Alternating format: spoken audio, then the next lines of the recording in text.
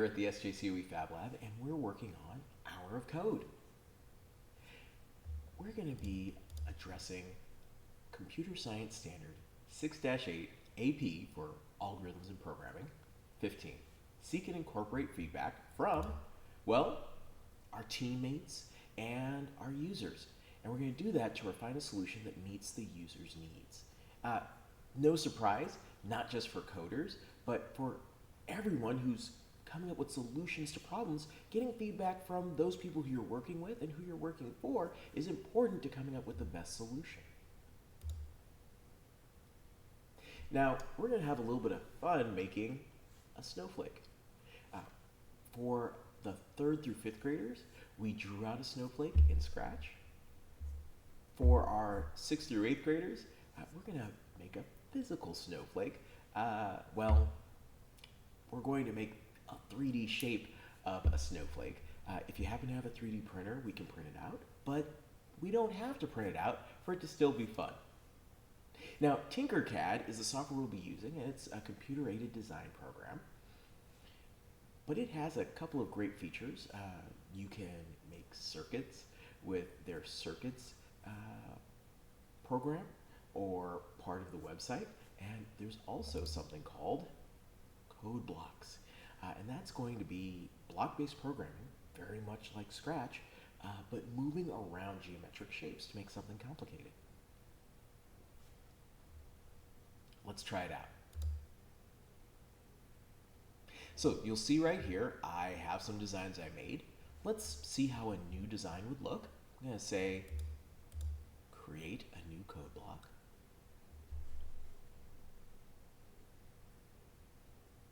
And here we go.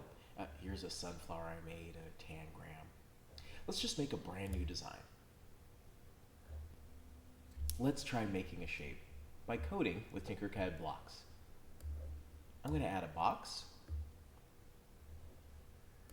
I'm going to add another one. Let's make this one blue. I'm going to add another one, and let's make this one yellow. I'm going to move this one. And this one I'm going to rotate. And this one I'm going to scale. Let's make it taller, 5 times taller. All right, let's see what happens. One's moved. One's turned, one grows. Okay, let's look at our snowflake. So we talked about in a previous video how snowflakes are kind of this repeating of a hexagonal shape. So I have an example program that I made right there.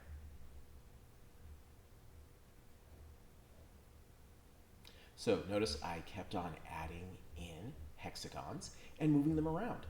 Let's see how it looks.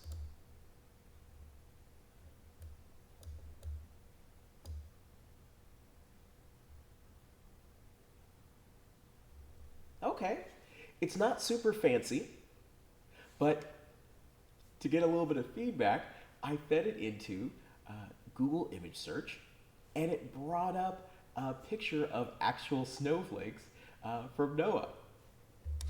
I also went ahead and 3D printed it. Check it out. This is actually the small version of it was only a 2-minute print. So here's a tiny little snowflake version of that there. I also made one a little bit bigger.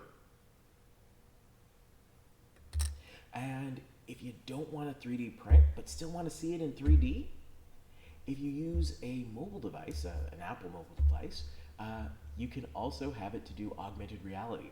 So here's an augmented reality view of the snowflake that we programmed here, right here at the lab. Go ahead, have kids try coding something that looks like a snowflake, and then share it with each other. And then share it with you.